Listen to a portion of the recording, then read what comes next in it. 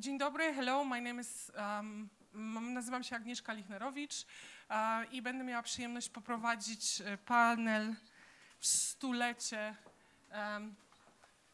praw kobiet tutaj w Polsce i mamy tutaj wyśmienitych gości. We've got distinguished guests here. Let me start with a guest from a distant place, Ałła Mitrofanova, who's an independent researcher from St. Petersburg.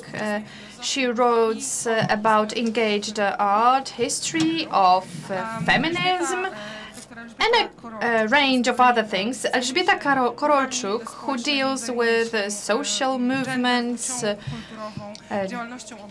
gender, civic involvement. She's an activist linked to universities in Göteborg and Siberton.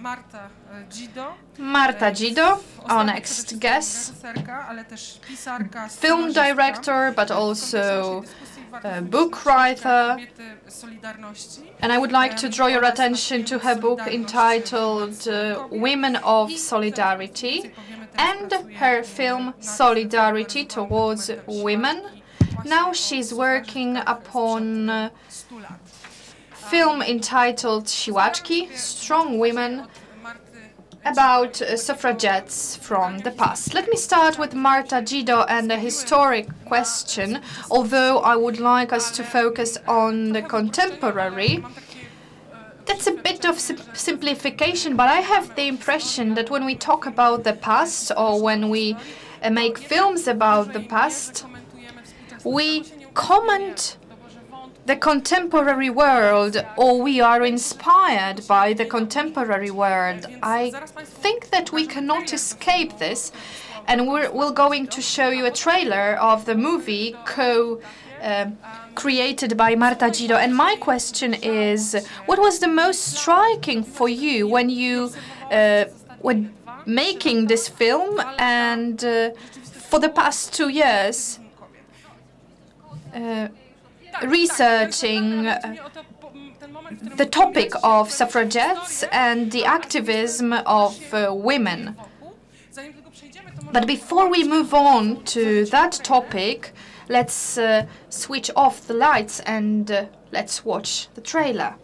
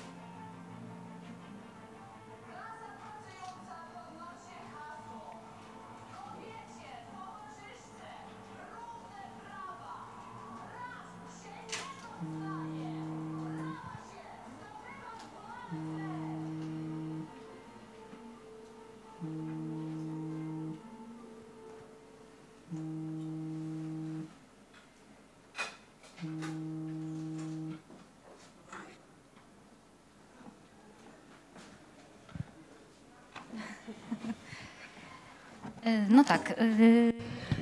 Well, that's a film that I've been making together with Piotr Śpiwowski for the past 2 years.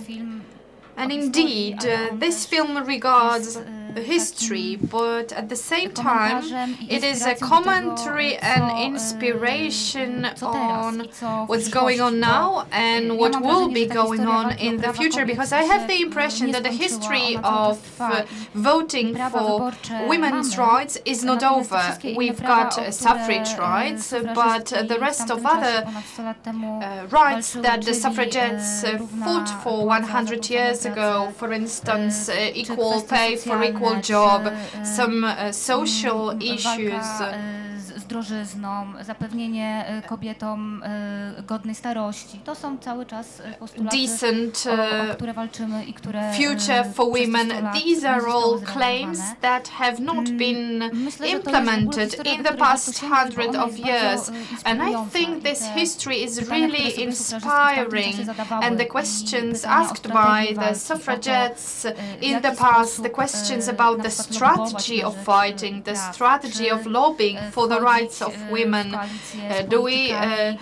Should we enter into some kinds of coalition with politicians in order to be granted certain rights, or do we establish our own organizations?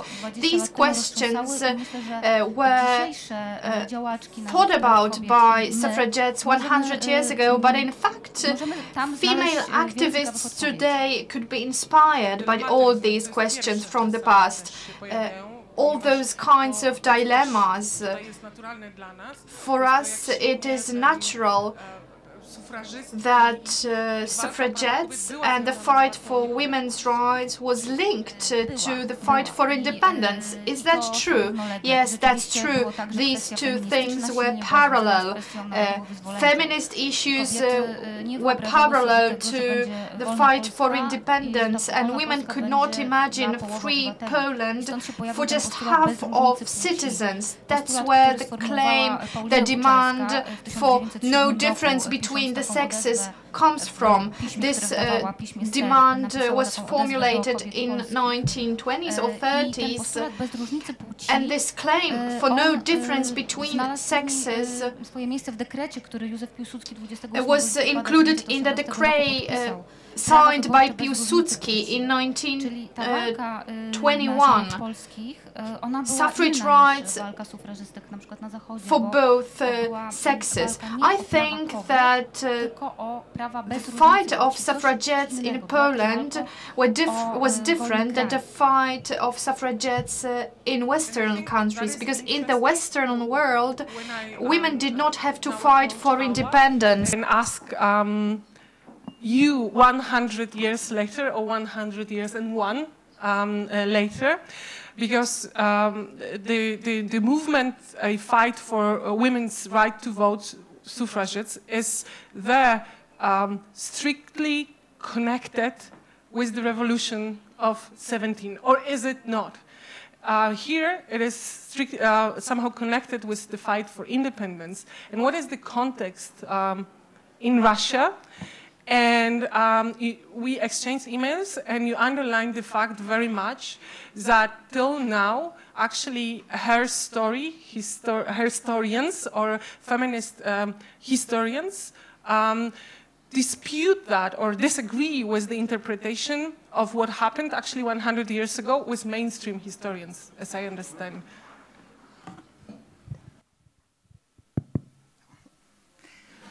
I started to research history of feminism in Russia and in Eastern Europe because of philosophy. So, I try to follow some general meanings. What was different with equal rights? You see, it was very deep in European tradition, binary metaphysic. So nature is against power. It means that nature is resource, silent resource. I don't ask about gender of nature.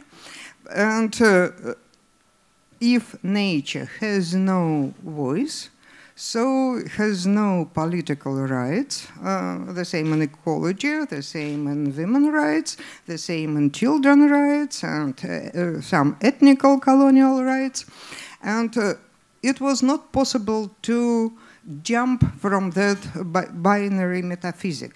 And straight way to go out of that is women's rights.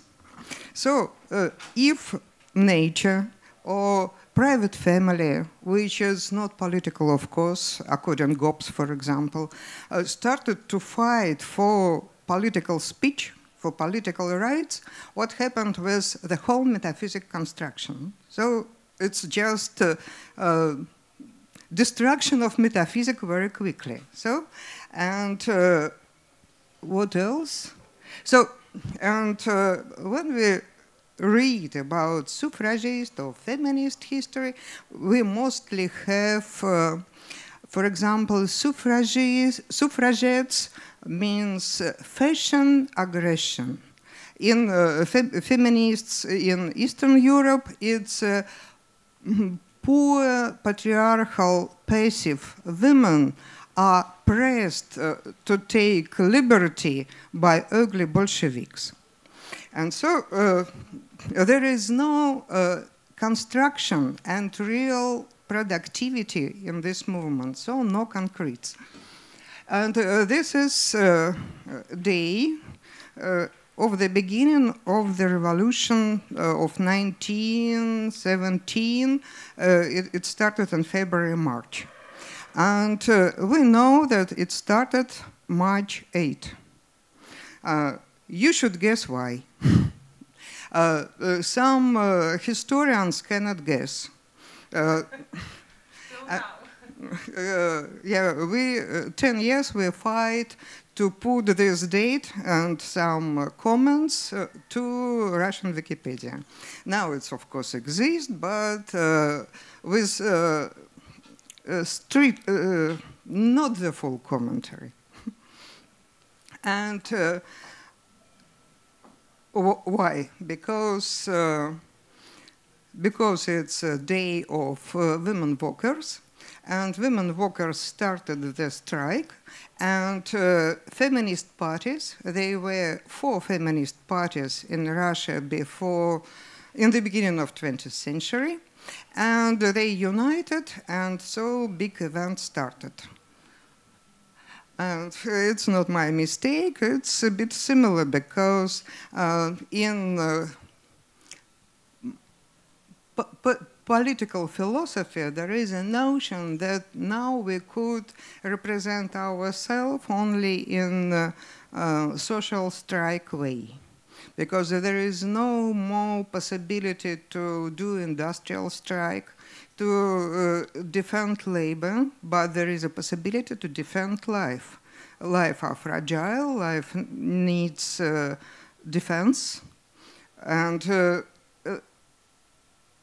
it means that feminist strategy and some feminist experience of fighting became more and more political, and we see how it works.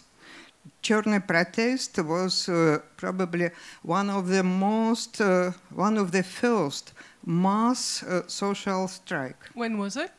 Черный protest in Poland. And I think it's an interesting lesson, strategic lesson for movement in different countries. And now it's a very important event, because after February Revolution started against Tsarism, and they proclaimed that now all people are free. Feminist parties asked to write it and to be sure that it's written rights for all sexes, for both sexes. And to get it was very not easy. They organized, they tried to fight few weeks, and it was not possible. And they organized a huge manifestation. 40,000 of women came to Parliament and surround Parliament and spent few hours trying to get it. And they got it. So March 19, we decided to have as a real date. And it's much more before Bolsheviks revolution. How it was possible, such strong movement? Feminist movement was united with democratic movement. So all people fight for rights. And so in this situation, it was possible to start to develop new law. This is first Women Congress in Russia, thousands and more participants from different places, from Georgia, from Poland, of course, from Muslim cities, 78 local feminist organizations in different cities were united in the political party League for Equal Rights. And women education, as you know, was already established in Russia, and they fight for lawyer education. And they got it, but it was not allowed for them to work in profession. That's why they decided to rewrite the whole the whole corpus of Russian empire law. They changed 200 points into gender equality, and it was done in 1906 for the first parliament after the previous revolution. But it was not legitimated because Tsar decided to dissolve this parliament. And only Finland was able to install in their law some points. You know that women in Finland got equal rights in 1906. And interesting that it was done because in theory of law, it was kind of paradigm shift. And Leon Petrozhitsky was a professor of St. Petersburg University, and his idea of law was law cannot be universal, cannot be built on social stable position, so it's psychological law, which should use intentional affirmative. So many different groups should express their desire, their intention, and in collaborating, in discussing, communicating, they should build new law. And many feminist pupils, feminist scholars were his pupils. And so there is one more connection, and you know, he immigrated during the time of civil war after Bolshevik Revolution and came to Warsaw. One more funny detail. It's a decree on marriage. After getting equal rights, it's necessary to install new social institutes. And for example, in England and Germany, it was not possible because it was no place for deconstruction of social life. But in Russia it was. And so right after the October Revolution, they did a lot of laws, like decree, it was called decree on marriage, on divorce, on adopting children, illegitimate children, about abortion, about kindergarten, and about big social net women department. So to defend women's rights in family and in labor around the country. And it was done by Kalantai. We'll come back to it, but I wanted to ask Elżbieta also a little bit in his. No, it was extremely interesting in this historical perspective, because what Marta underlined and also Ałła was the connection between suffragettes and the social fight. I was wondering how much is it still today, how much these two fights are connected today.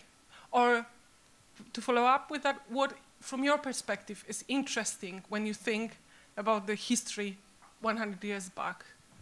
I guess what's really striking is the fact that usually the fight for women's rights was successful when it was connected to other types of emancipatory struggles. So in that sense, I think that we have a moment now for taking inventory of what has happened and what we managed to do.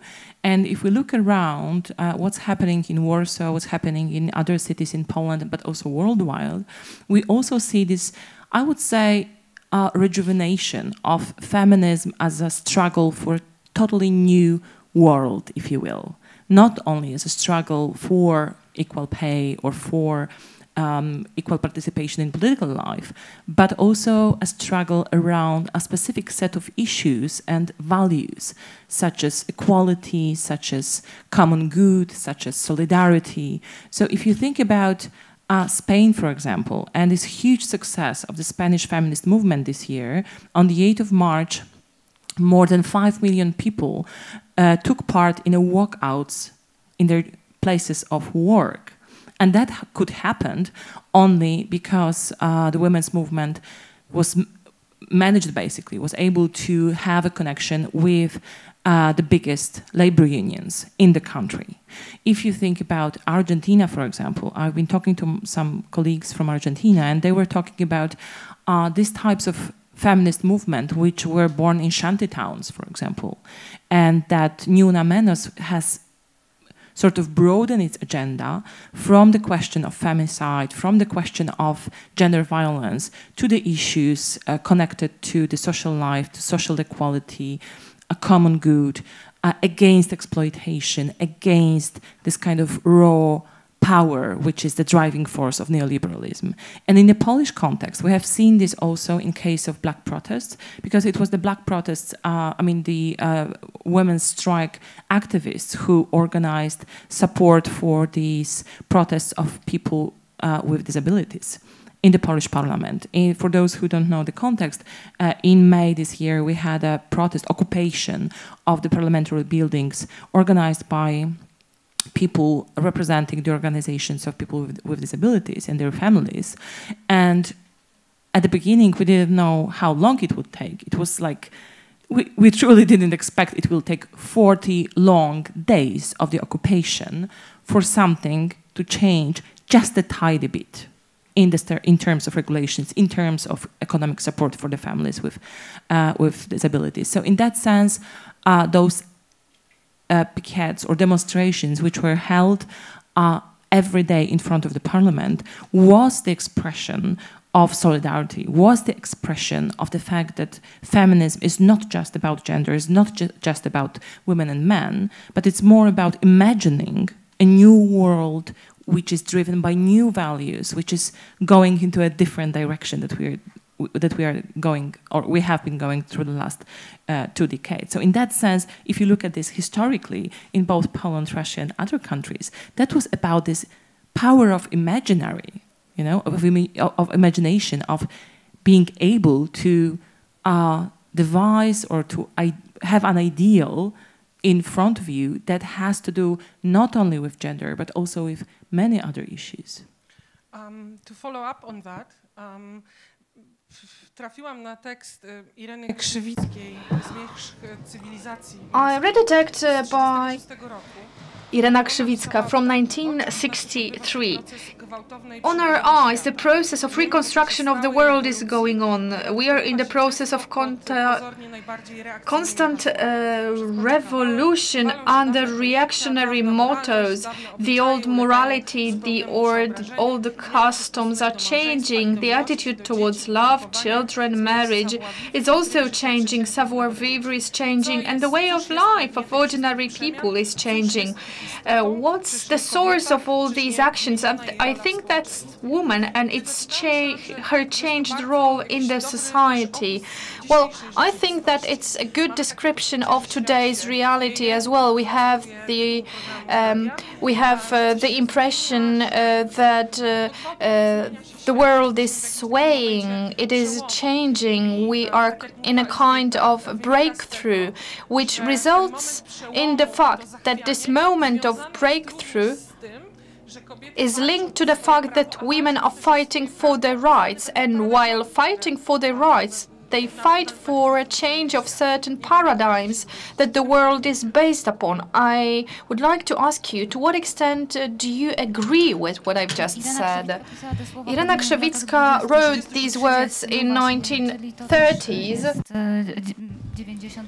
So some 90 or 80 years ago, and she was writing at that time that the world was shaking, that the world was changing, and I hope the world would be shaking right now, but I wish it had already changed, but it's still changing. The change is not complete yet.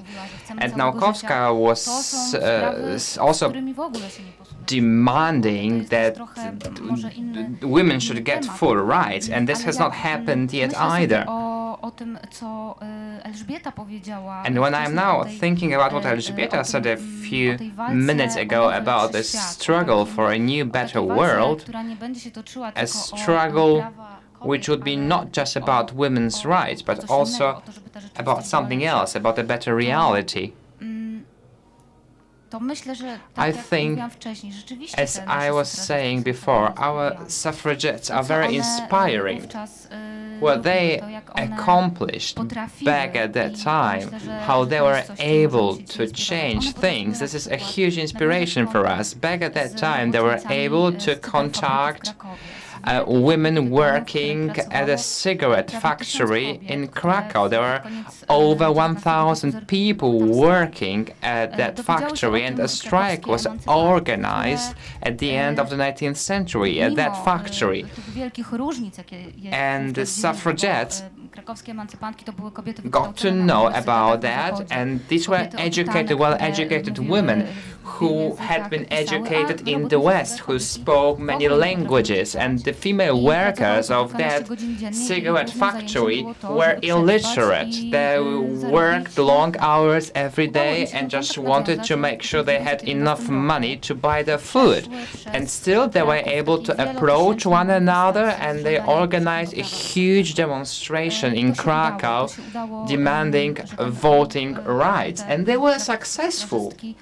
So the suffragettes from Krakow left their libraries, left the comfortable houses and flats, and approached very simple women, female workers, and were able to join the forces and organize a big demonstration. And in the movie you were able to listen to a speech delivered at that time, and she was saying that a right is not something you get, a right is something you need to fight for. And they authored a petition to the mayor of Krakow demanding general voting rights for women. And they were successful. They got the voting rights. However, these rights were limited.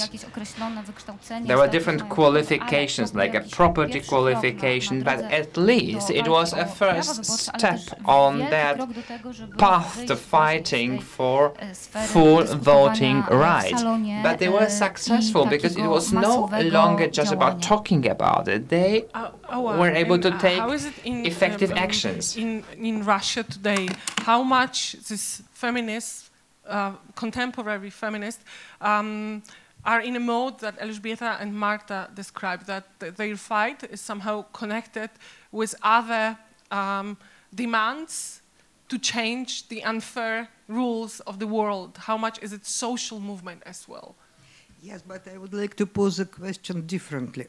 How new social movement is close to old feminist tradition? And in this way, we could pose another question, or even term, is it possible to have feminization in politics, feminization in labor, and how to work with this term? For example, we know that in right after the revolution, it was feminist bias of Bolsheviks. What they did? They did education for all, medicine for all, labor defense, and now, of course, if you change everyday life, You have political rights, you have everyday life, and you have bodies. You have different bodies. And so different sexual behaviors started to developing. And so what it means is that life and body, they are not natural. And nature historical and bodies are cultural. It means that in new ontology, we don't have any more resource places. And all our politic is very sensitive to how our bodies are presented. And this is the main strategy in feminist theory from the beginning 20th century. And this is new task of new political movement, left political movement, kind of left accelerationism, post-Marxism, and we all know that bodies are political, cultural, and we just cannot use it directly. We have to install relationships first. For example, in sexual relationships, it's not natural. So before friendship, before responsibility, and so on. It was very important for 20s. There are a lot of funny novels about that. And so we have a contemporary situation. This vagina dentata, it's a manifestation of feminist column, Mayday. They fight against violence against women. And you know that we have orthodox ideology, which is supported by government, so they have a lot of positions to fight. And they became more and more ironic and straight, because it's not understandable when you speak in theoretical terms and aesthetical terms, so they decided to do like this. Yeah? And on the top, there is another group close to me, cyber-feminist group, an artistic one. They fight for new ethic of labor. So it's not possible to have, labor is also not natural. Labor is produced or created some people. And it's very important who created this labor and why this kind of labor is so bad. So people who has money, they are not able to create jobs. But people who create jobs, they are not able to ask about money. And so they propose theoretical decision, like many leftist groups propose, about basic income. But for that, it's necessary to change understanding what money is. Money is not connected to consumer good. Money is connected to existential rights. And so that's funny. And another feminist or pro-feminist group, Party of Death. And that's ironic group. And they told that, of course, Party of Dead people is the biggest. And they know how important is existence. And we will invite them to fight for our rights. Yeah? And they have slogans, born, suffered, died. And with this slogan, the organized Mayday demonstration was very popular because that's understandable in paradoxical way. Also, we have two problems: militarization of ideology and orthodox became more and more powerful. Though that's also actions of our artists became more and more straight and aggressive. So the feminist group tell when it's enough It's from the moment when war with Ukraine started, and Orthodox vaginal control. That's a big ironic action. They traveled, they swam around the city with different funny slogans. For some media, for big media, it was that our Orthodox people now are totally crazy. So maybe Elżbieta, I was wondering when I was listening to what you've been all saying, is that at least what Marta said and you means that you see the connection with the social fight for more justice and with women, feminist movements.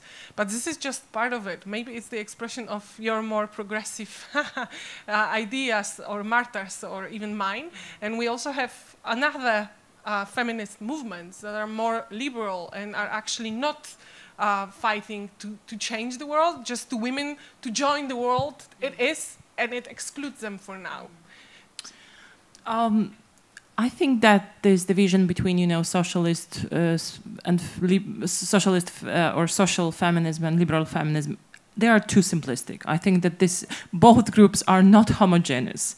And for myself, who I'm taking part in different types of groups, events, discussions.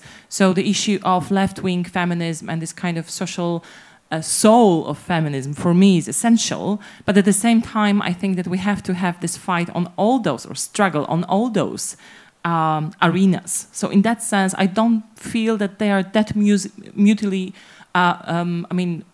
exclusive as they may seem. But I'm thinking about also how this issue fits into this broader discussion about right-wing populism and this kind of instability of the world that you've begun with.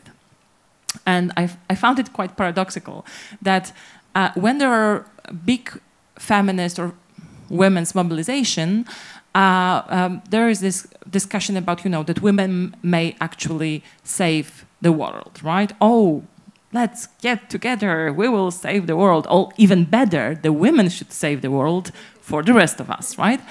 But at the same time, when there is a discussion about the sources of right-wing populism, for example, gender issue or sexual equality becomes part of this kind of very broad culturalist explanation in which there is, you know, it's like a big sack of where you have gender equality, feminism, sexual equality, sexual rights, individualism. You have everything there, basically. And it seems to be the discussion around, you know, whether it is economic issues or whether these are cultural issues. And I think that we should really do better in disentangling these connections, because I've been looking at anti-gender mobilization for 4 years now, together with Agnieszka from Warsaw University. And I think that what we should understand is that, I mean, I really see this resentment against gender equality, sexual equality, as a sort of quasi-ideology which lends coherence to populist forces. So if you think about right-wing populism as, I don't know, Kasmude defines it, as a thin ideology, or, I don't know, Chantal Mouffe, as a way of articulating the political division between the elites and the people, then the question of posing or positioning feminists as part of the elite has really important consequences for the ways in which politics looks like today. So in that sense, I think this anti-gender ideology, I would say, or social conservatism, which has reached another stage of development with this very strong anti-gender movements, which are visible in Russia, in Ukraine, in Poland, in Austria, Germany, France. United States. And it has United States, of course. Italy, for example, especially now with the new prime minister, and so on and so forth. So we see it very strongly that on the one hand, anti-gender is a can be seen as a symbolic glue for different forces, but at the same time, it is lending ideological coherence for actors and for types of politics which are at the same time, I would say, anti-individualist and anti-liberal in this very deep sense, that the basic unit of society that they look at is a family and not individual citizens, not individual women, for example. And at the same time, it links to a broader sense of security, which is supposedly attainable through the comeback to traditional values, right? To traditional ways in which we live our lives in the private and the public sphere. And I think that we really have to understand the power of this movement and the power of this trend. So the conclusion or your argument, if I understand, is that the feminist movement must be both social, not to be easily landing in this elite group, and liberal also, because this is anti-liberal conservative movements that are the opponents. Yeah, and I think that the thing is also that women as a group never share exactly the same interests. Yeah. I mean, we have this construct of a woman which we need for our struggle, but women as a group, they have different interests, and we have to acknowledge it. I mean, and in that sense, we have.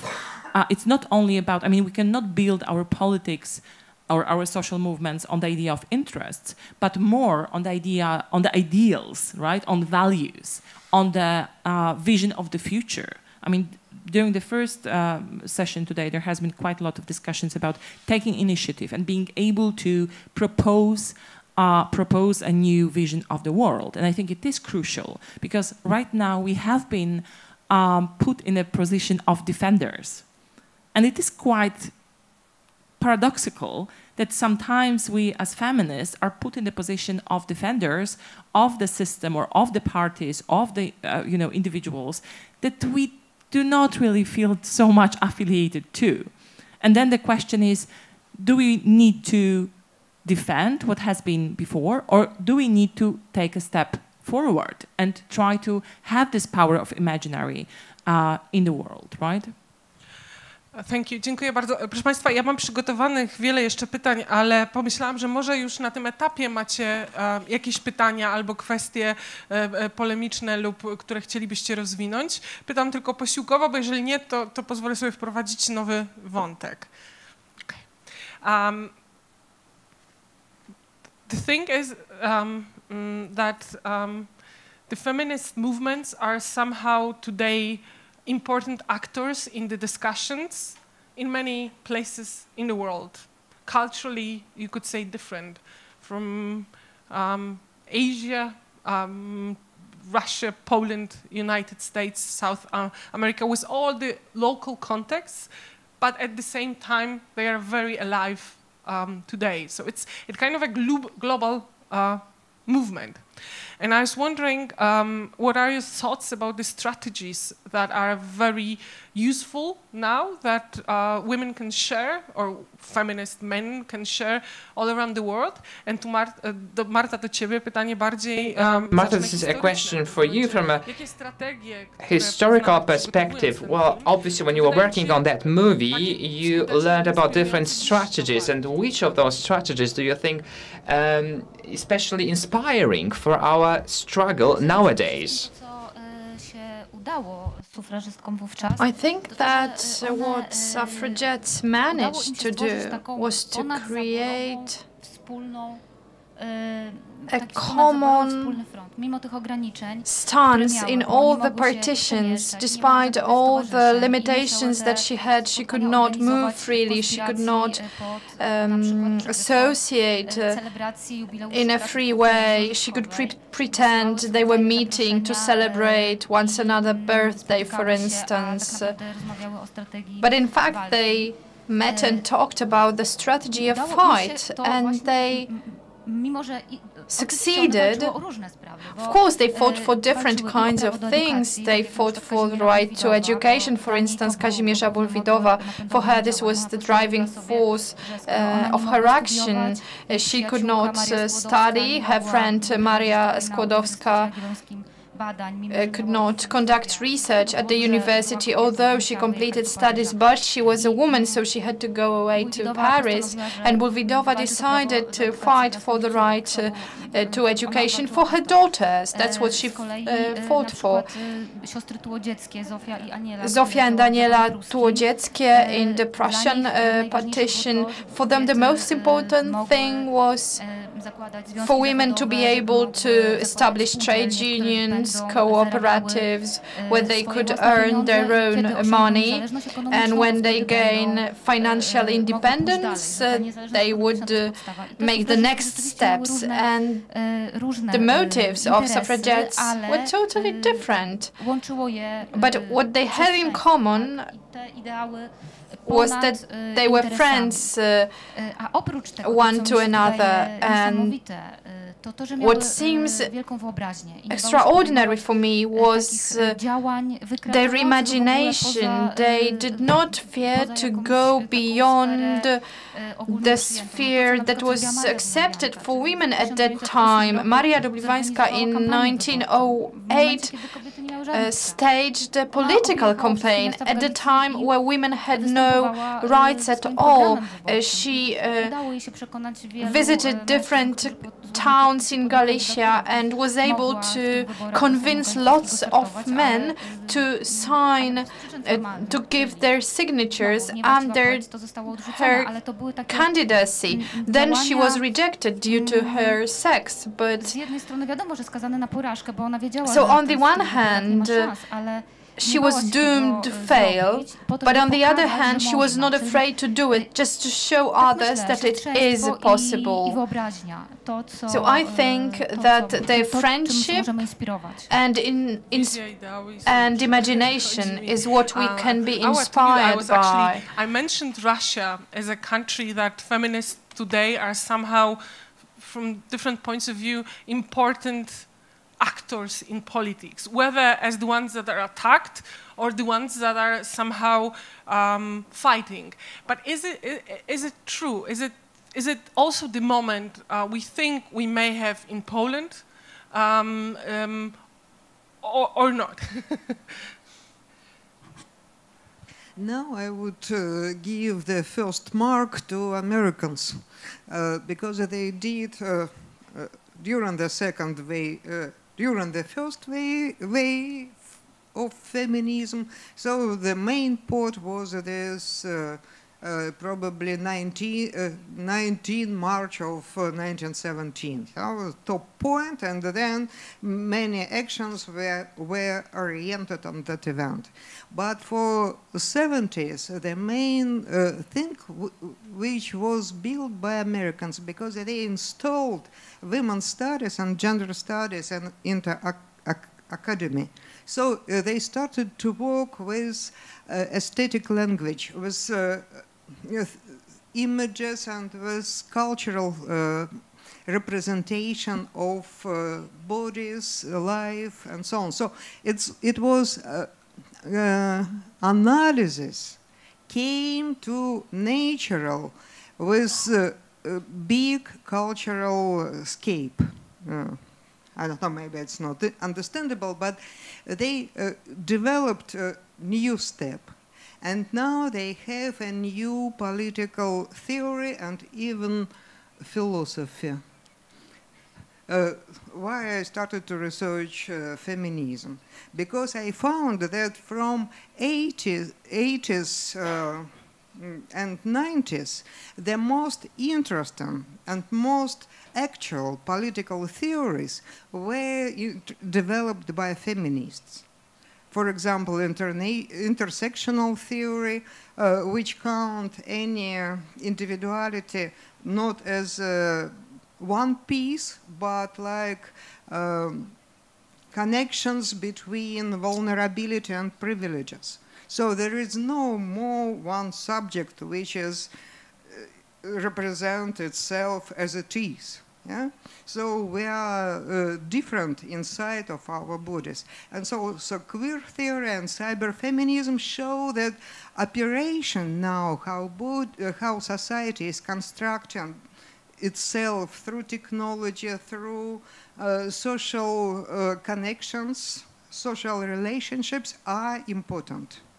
And after that, after 90s, we move directly to feminist ontologies, because now it's a new period. So we have new materialism, which is very important feminism ontology, which tell us that what we experience, it is not transcendental, it is material. But being material, it has plasticity.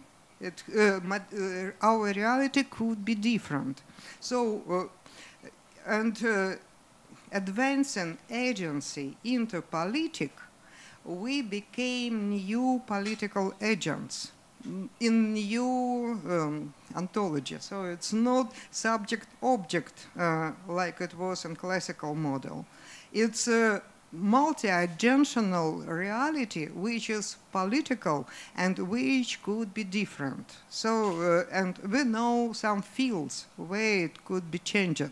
It's field of social relationships, reshaping our bodies, and historically understanding bodies and nature. So between feminism and ecologies, there are some new relationships. So this new paradigm of politics, I think, came. So it's necessary to develop it and install it in social movement. Yeah. As a social movement scholar, I'm very much about strategies, so maybe too much a bit sometimes. But I think that we can imagine feminism as or other emancipatory movements as a way or as a process of giving voice to those who haven't had the voice, right, before. So in this sense of having a voice or getting the possibility to have voice can be translated into politics, like getting voting rights or being able to be elected, or it can be about being able to talk about your experiences in the wider world, in the public. It's about being visible, it's about having your issues or claims heard. And I think that we have now, I mean, feminism has been quite good in sort of reshaping people's identities or the ways of seeing the world through these kind of experiences, for example, through consciousness raising, right? In consciousness raising.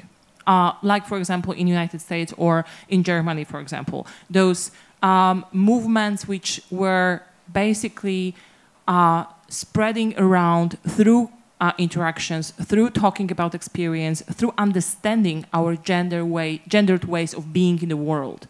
And I think that now we have online communities. We have the possibility to get a voice through online activism, for example. So in that sense, cyber activism is extremely important.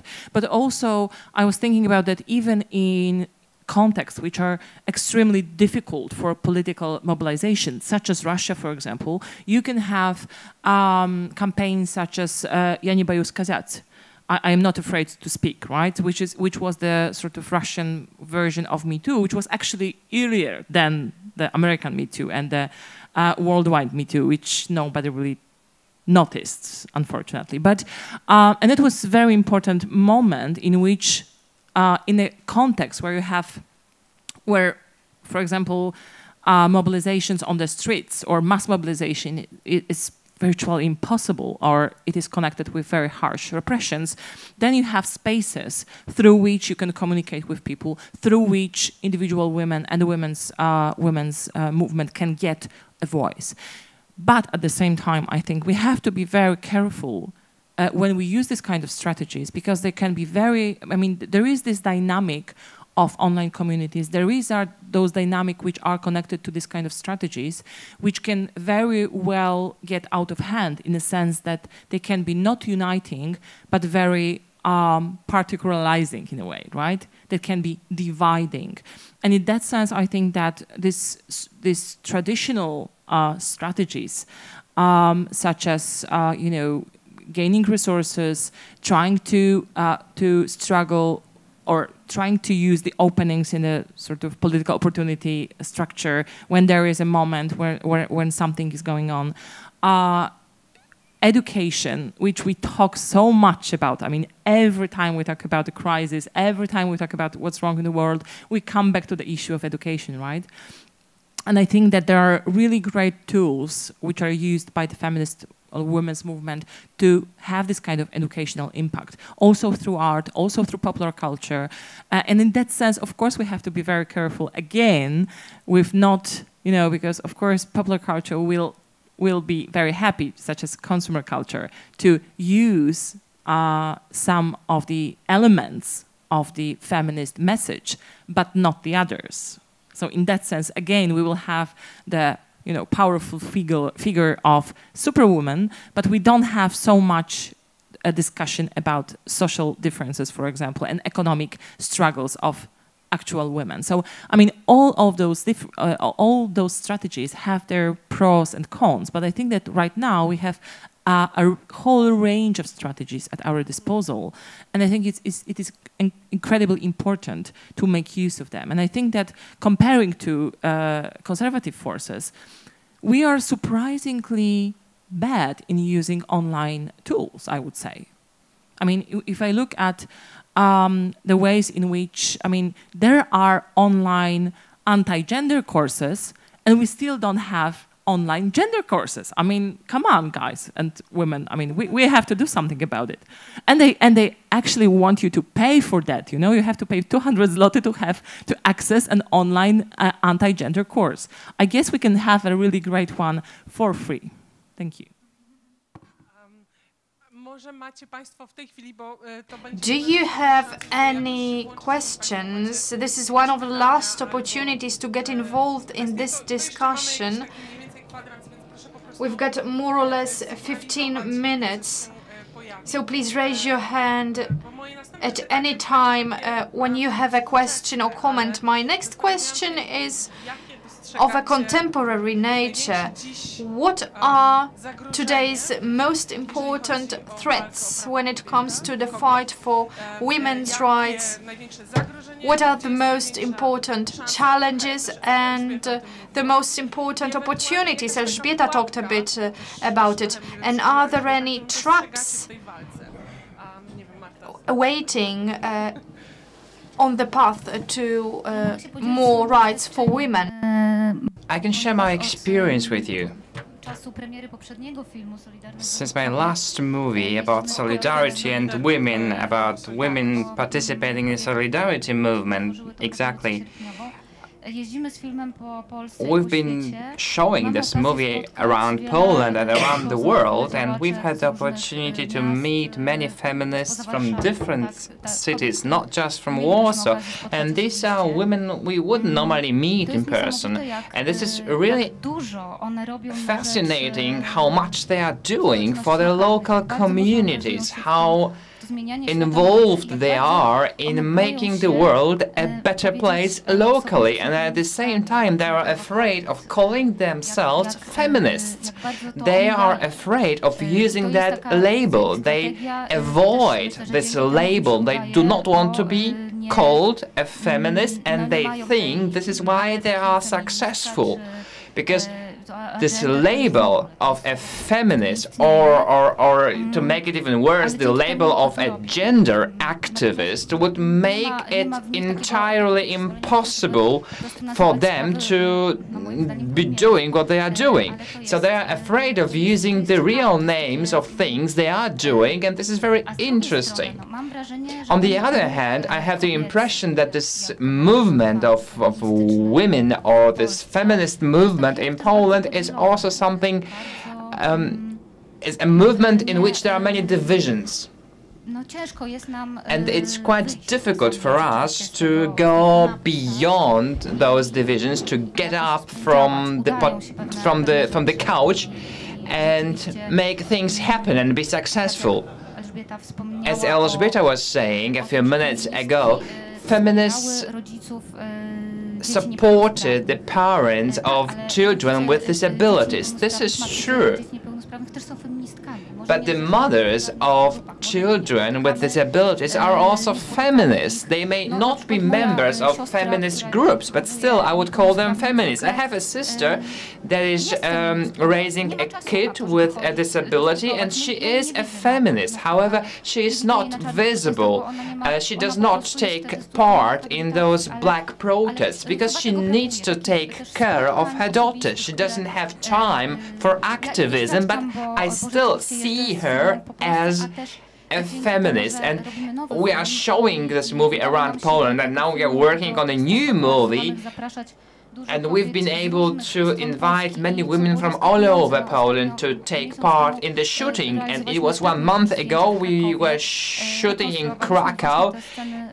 It was the scene in the cigarette factory, and we had women from cities such as Poznań, Gliwice, Piła that came to Warsaw, and they were saying that it was a possibility for them to get to know each other because of that shooting of our movie. So it was possible for activists from the city of Poznań and the activists from the city of Piła or Gliwice to get to know each other because they had an opportunity to come to Krakow for the shooting. Otherwise, they would never get to know each other. So this is like a possibility of uniting our forces across Poland. And now I would like to ask Elżbieta, I would like to ask her the following question. I think you could refer to the black protest. This is also an example of uniting our forces and women coming together from different cities. And of course, there are differences between cities which are bigger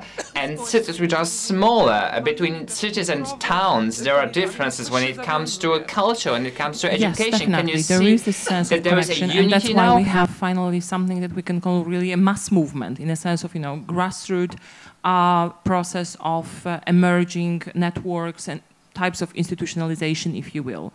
But I guess I would disagree in a sense with Marta, being devil's advocate a bit. We shouldn't be like all having the same ideas.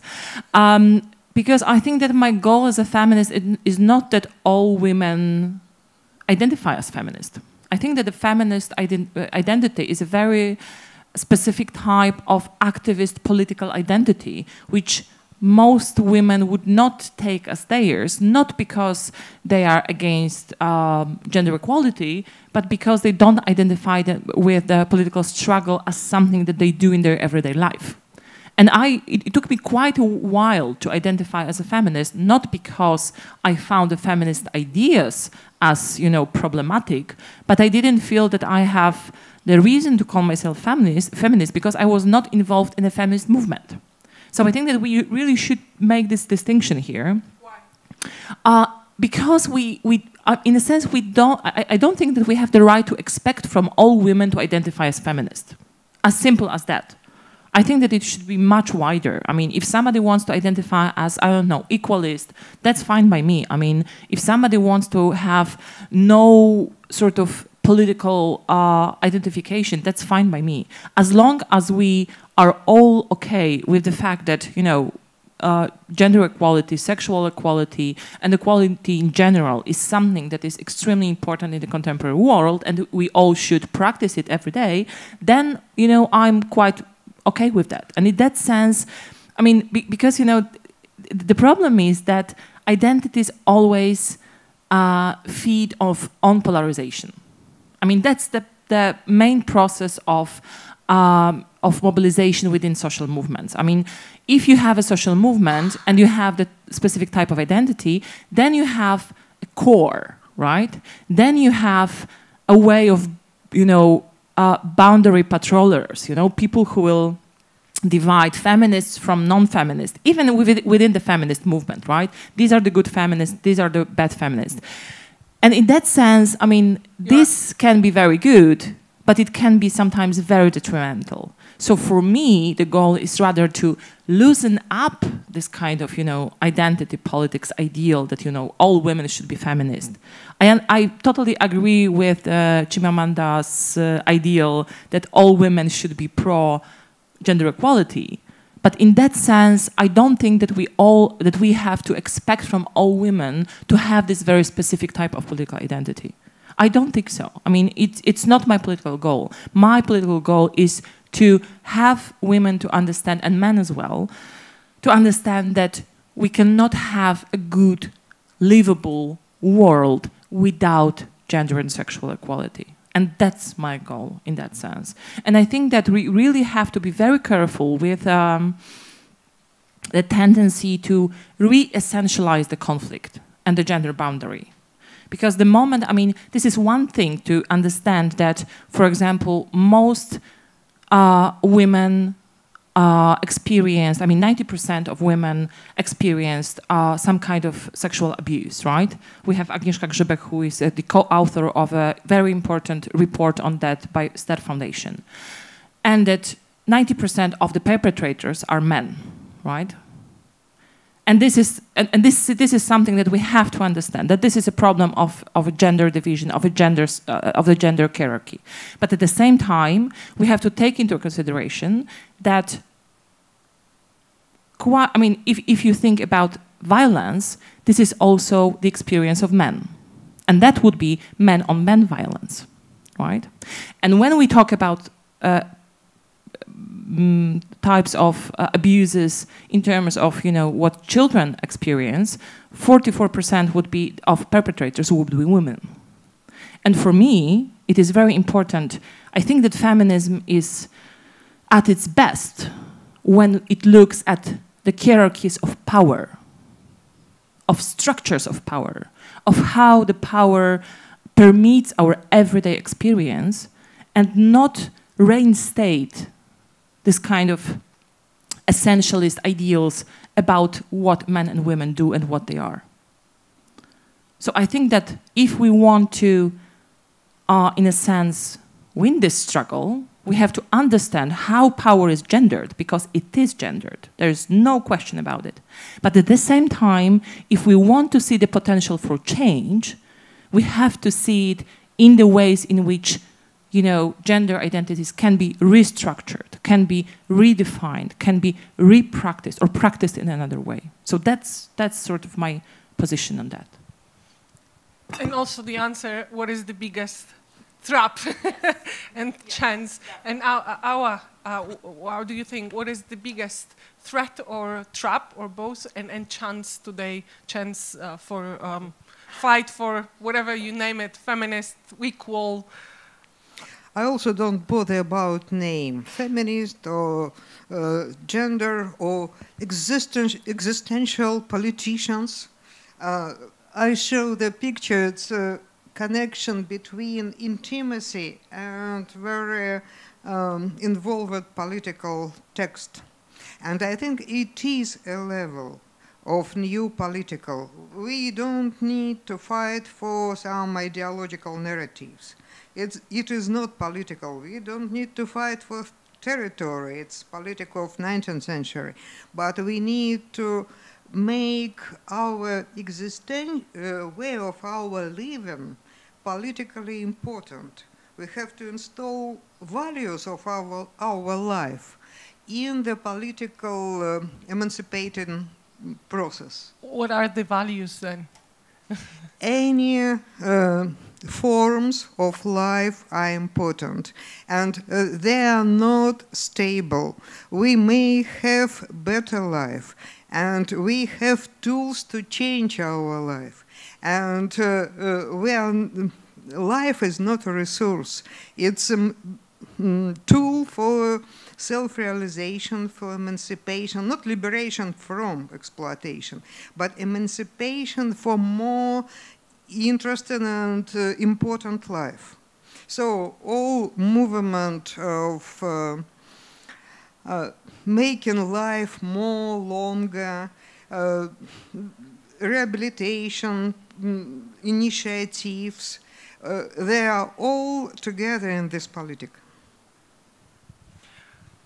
This is the last chance, because we should finish. Będziemy kończyć, więc jeżeli Państwo...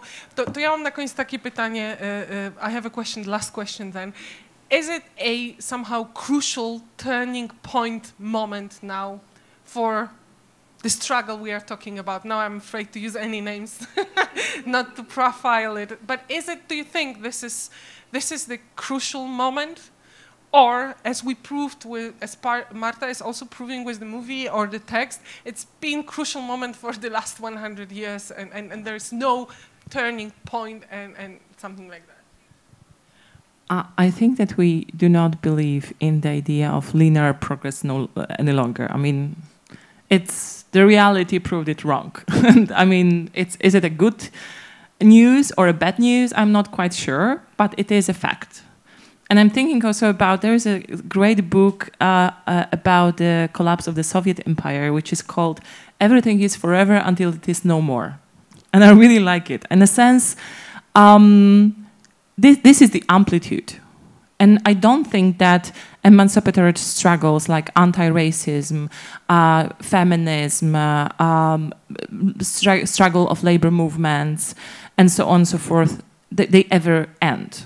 I don't think so. I mean, of course, it's a question about the human nature. Are we unequal by nature? I mean, since I'm a constructionist, I don't believe in nature. So for me, this question is kind of redundant. But in a sense, I think that we have to renew this struggle all the time. I mean, we have to find new ways of fighting for the world that would be based on equality, that would be based on solidarity, that would be based on the common good. And it's not obvious. It's never obvious. But I'm also asking with kind of hope that it is a turning moment. What I'm thinking is, what you ironically also quoted, that in last years there was a feeling, a sense that women are the ones that can save us and change the world and fight. And this is the moment, and it may happen, and it is happening now. No. But usually those who said it, they were not very willing to actually invite women to the table when there was, a political decisions being made. So I think that this is part also of... It is, in a sense, our success, right? That the question of gender equality has become central to the political conflicts, has been one of the main political cleavages today. But at the same time, that means that, in a sense, if you believe in this kind of dynamic of backlash, if you have a success, then you have a reaction, right? So in that sense, the more we are visible, the more we are powerful, the more there is a possibility that there will be those who will shape their political agenda in contrast to our ideals. So if you look at Brazil, for example, 2 weeks ago you had a huge mobilization, huge crowds of feminist movement, labor movement, democratic movements on the streets. And the next week, Bolsonaro won, right? And now we have a huge mobilization of guys who are running, men basically, running on the streets, half naked in kind of military gear, showing their strength and their presence on the street. So I mean, there is this dynamic of reaction and counter-reaction, and we have to be aware of that. But then Mark Lila is saying what we started also, that the world is being shaken, world is changing. So this is where my hope was coming. Mark Lila is also saying that actually Trump is not the beginning of a new. He's the last defense of the old, he would say. That. No. I mean, I understand this argument, and in that sense, I think that I would like it to be true, that this is the swan song of the patriarchy, which is just dying and withering away. Well, no, it isn't. I mean, maybe in liberal democracies, if they can be still called liberal democracies, it is more or less true in the sense that you cannot just shovel this issue of women's presence, of gender equality, sexual equality under the table. So it is there. So it is not possible to just marginalize it. But at the same time, I don't think that there will be a moment in which we can say we won. And maybe actually it's a good thing. I mean, winning is kind of dangerous. So in that sense, I mean, maybe this is a way of, a moment in which we really can reinvigorate these struggles for equality, for social justice and so on, with a renewed energy. Oh, do you think this is somehow important and exceptional moment? Also globally, or only from Russian perspective? I also don't believe in linear progress, but I believe in paradigm shift. And I feel that we all became much more sensual, and we feel pain and restriction much stronger than it was before. And if we want or not, we are in new cultural step. But it doesn't mean that it's easy and we will win and that's paradise. It means that we have new danger. And also it means that political cut or political front now is in different place. So we have to be very careful with our new sensitivity, because some of us jump back in the previous ideology and patriarchal ideology. So it's not problem of ideology, it's how we should this new sensitivity to organize and to understand politically. Marta. Ja myślę, że to jest troszeczkę I think that history repeats itself. Every now and then we reach a moment that was reached by our grandmothers and great-grandmothers several dozens years ago. And I think that we don't know the history of our grandmothers and great-grandmothers. That's not something we are taught at school. When I read about what our great-grandmothers did 130 years ago, it is fascinating for me, and I'm wondering why I can never read about them and their stories in history books. That's a great pity, because I think that if we knew the history of our great-grandmothers, we would not repeat their mistakes that much. And you're right that full victory is not good. You always need to fight for something, but the problem is we're still fighting for the same things, for the claims put forward by Daszyńska-Golińska in 1911. It's striking that what she fought for in 1911 is true, is still valid in 1218. So I hope that we won't be forced to fight for the very fundamental rights in the future. Well, what you said is really pessimistic, because it seems that we are fighting for the same rights now that our great-grandmothers fought for 50 or 100 years ago. Thank you so much.